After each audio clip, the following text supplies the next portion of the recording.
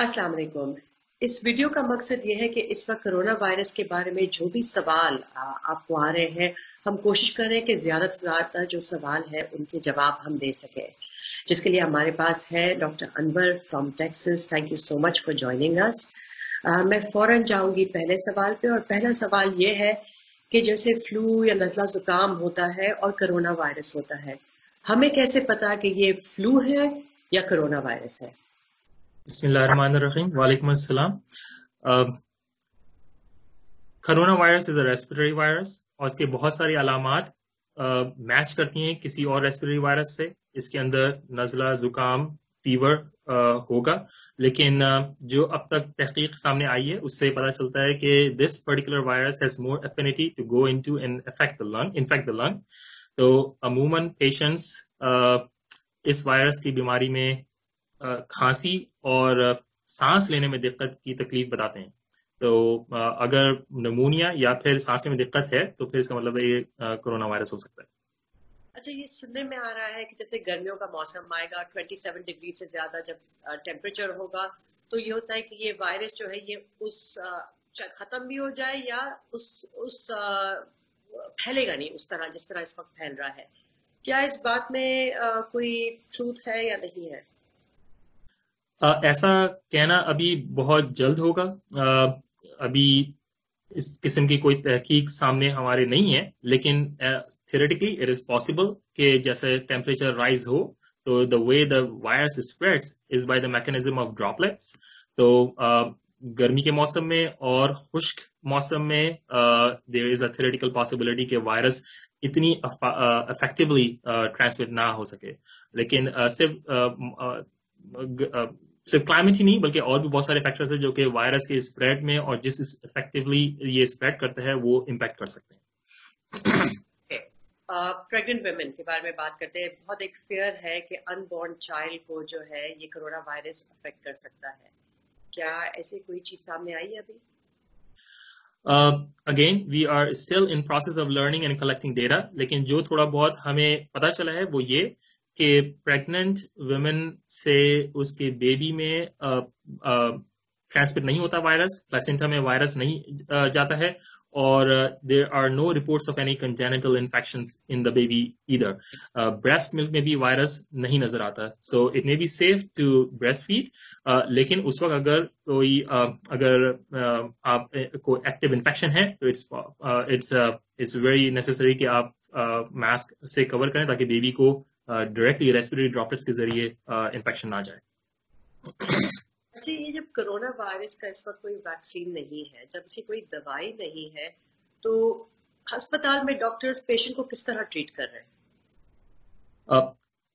अस्पताल में symptomatic management होती है, जिसका मतलब ये है कि अगर किसी को निमोनिया है इस वायरस की वजह से और उसका ऑक्सीजन सैचुरेशन ड्रॉप हो रहा है, he is not able to maintain his oxygen, then आपके डॉक्टर इस बात को डिटरमाइन करेंगे कि do you need oxygen through nasal cannula और how to supplement it through other mechanisms, for example face mask और बाइपैप और even ventilators. This is called symptomatic management. अगर इस वायरस की वजह से आपके दूसरे ऑर्गन सिस्टम्स को इफेक्ट हुआ है, फॉर एग्जांपल सेप्सिस की वजह से आपकी किडनीज इफेक्ट हुई हैं या लिवर इफेक्ट हुआ है, तो डॉक्टर इस बात का अंदाजा लगा सकते हैं कि may be you need ivy hydration और सम अदर सपोर्टिव मेजर्स।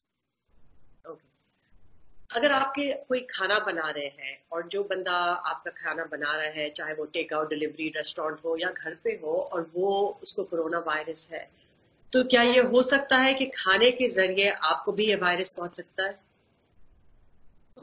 ऐसा मुमकिन है। अगर किसी को इन्फेक्शन है और वो खाना बनाते वक्त खांसे तो ये इट्स वेरी लाइकली कि वो ड्रॉपलेट्स उस खाने में शामिल हो जाए, उसको कंटेमिनेट कर दें।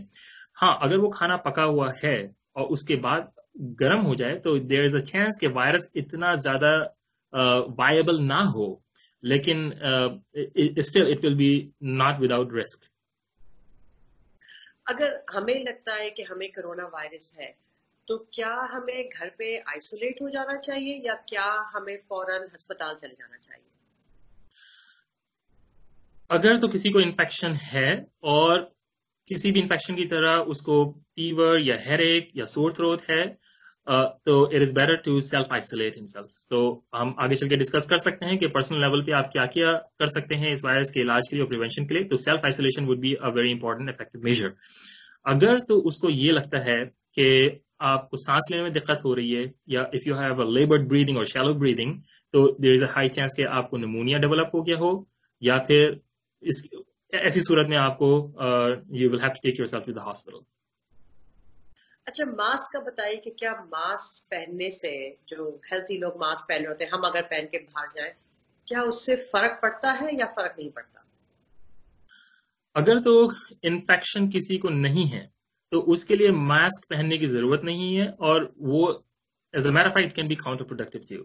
اگر if you are actively taking care of somebody who has an infection, for example in healthcare setting, ہسپتال میں, تو اس وقت mask, gown, gloves and face shield یعنی کہ آنکھوں کی پروٹیکشن, یہ 4 چیز اگر وہ کر لیں, تو جو رپورٹس ہمارے پاس چائنا سے اور ووہان سے آئی ہیں, there has been like 0% transmission in healthcare workers if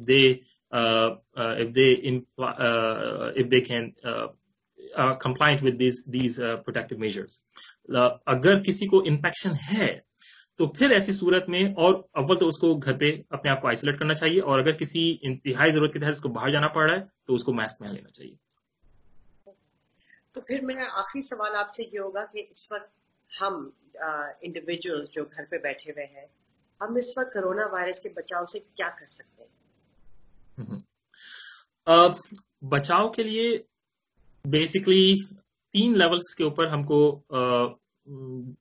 دیکھنا پڑے گا. ایک تو یہ کہ پرسنل لیول پہ آپ کیا کر سکتے ہیں. پرسنل لیول پہ ریسپیریٹری ہائیجین, جس کا مطلب یہ ہے کہ کھانسنے کے اور چھینکنے کے کیا آداب ہیں ان کو نظر میں رکھنا پڑے گا, کہ ہمیں اگر کھانسی ہے تو کسی کے سامنے, کسی منہ پہ نہ کھانسیں, فیس پہ نہ کھانسیں, اور اس کو کور کریں رومال کے ذریعے یا پھر ٹیشو پیپر کے ذریعے, اس کو ڈسکارڈ کریں, یا پھر اپنے ایلبو میں کھانسیں یا چھینکیں, اور فوراً اس کے بعد ہاتھوں کو اچھی طرح پانی سے اور صابن سے دھو لیں.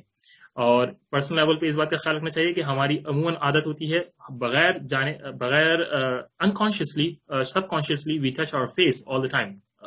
سو ایسا والنٹیرلی ہم کو نہیں کرنا چاہیے, اس لیے کہ the only way virus can transmit from one person to another if you touch the infected اور contaminated area and take it to your mouth, اور آنکھوں کو ملنے سے, یا پھر کانوں یا پھر ناک میں انگلی ڈالنے سے, یا پھر منہ میں انگلی ڈالنے سے یہ وائرس ٹرانسمٹ ہو سکتا ہے.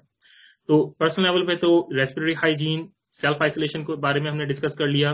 دوسری جو امپورٹنٹ چیز یہ ہے کہ وہ اپنی صحت کا خیال رکھے. اگر کوئی انڈر لائن کنڈیشن ہے, فار ایگزامپل ڈائبٹیز یا بلڈ پریشر یا اسموکنگ کی عادت ہے, so that's the time to rectify those things and have a better diabetes control and quit smoking. ایک وہاں پہ یہ بھی چیز دیکھنے میں آئی ہے کہ ذرا سا بھی طبیعت خراب ہوتی ہے تو وہاں پر ہیلتھ کے سیٹنگ میں یا چھوٹے کلینکس میں اسٹیرائڈ لگانے کا بہت رواج ہے. ایسا بالکل نہیں ہونا چاہیے, اس لیے کہ steroids will eventually diminish your immunity and ability to fight the infection. تو یہ کچھ کام جو, اور ایک اور چیز جو امپورٹنٹ میں ڈسکس کر سکتا ہوں کہ کچھ ڈیٹا سامنے آیا ہے کہ اسٹیرنس, اگر کسی کو ہارٹ کا کوئی مرض ہے وہ تو خاص کر کے, اور اگر کسی کی کوئی 65 سے اوپر کی ایج ہے تو وہ cholesterol lowering pills, for example statins, have shown some immunomodulatory effect, تو وہ بھی پرسنل لیول پہ آپ امپلائی کر سکتے ہیں. اب آ جاتے ہیں پھر آپ نے کہا تھا 3 لیول, تو کمیونٹی لیول کی آپ بات کریں گے. کمیونٹی لیول پہ ہم کیا کر سکتے ہیں؟ یس, تو کمیونٹی لیول کے اوپر یہ ایک تو یہ کہ ہمیں سینس آف ریسپانسبلٹی ڈیولپ کرنا پڑے گا, اور وہ ہے سوشل ڈسٹینسنگ کے لیے, کہ ہمیں سائنس سے یہ پتا چلا ہے کہ وائرس ڈراپلیٹس کے ذریعے جب ہم کھانستے ہیں چھینکتے ہیں تو ہمارے منہ سے ڈراپلیٹس نکلتے ہیں. Virus, these droplets carry the virus with them self. Some of the droplets وہ وزنی ہوتے ہیں اور وہ 1 فٹ تک سے زیادہ آگے نہیں جا پاتے ہیں, لیکن کچھ ڈراپلیٹس جو کہ ہلکے ہوتے ہیں وہ 6 فٹ تک بھی ڈسپرس ہو سکتے ہیں. تو سوشل ڈسٹینسنگ کا مطلب یہ ہے کہ ہمیں کم از کم 6 فٹ کا فاصلہ ایک دوسرے سے رکھنا چاہیے, اور اگر اس سے کم ایسا کرنا ممکن نہ ہو تو پھر ایسے اجتماعات سے اس کو ڈیمینش کرنا چاہیے اور ڈسکریج کرنا چاہیے فی الحال. تو یہ ہمیں سیلف سینس آف رسپانسبلٹی سے ہوگا, اور سوشل کے جس کے ذریعے ہم سوشل ڈسٹینسنگ کو افیکٹولی اس کو امپلیمنٹ کر سکتے ہیں. اب یہ چیز جو ہے آپ کو آپ کے پبلک ہیلتھ آفیشلز بتائیں گے کہ اس سوشل ڈسٹینسنگ کو آپ اپنے انوائرمنٹ میں کس طریقے سے افیکٹولی امپلیمنٹ کر سکتے ہیں. یہاں میں یو ایس کے بارے میں اور پرٹیکولرلی ڈیلس کے بارے میں بات کر سکتا ہوں کہ ہمارے یہاں اسکول کا کلوزر، کوئی بھی بڑی پبلک گیدرنگ نہیں ہو رہی ہے، کوئی گیمز یا اس طرح کی کوئی ایونٹس ہم کینسل ہو چکے ہیں. Even religious activities, for example churches, temple, synagogues, مساجدز، those are close right now. اور یہ چیز ایک جو فیصلہ پچھلے ہفتے لیا گیا تھا، it was in consultation with all the scholars here, علماء کرام اور پبلک ہیلتھ آفیشلس کی آپس میں میٹنگ ہوئی اور تمام طرف سے رائے لی گئی، اور eventually with an extensive meeting for 7 hours they made this difficult decision to avoid any congregation in the masjids. چھوٹے پیمانے پر اعتکاف کی اجازت ہے، جو کہ ہیلدی لوگ ہیں وہ مسجد کے اندر بیسکلی رہ سکتے ہیں، لیکن congregation for general public is completely prohibited right now. تو یہ کمیونٹی لیول پہ آپ لوگ اپنے انوائرمنٹ کے کو مد نظر رکھتے ہوئے کر سکتے ہیں. Thank you very much for your time. We really appreciate this, and stay safe where you are. Thank you. Thank you very much.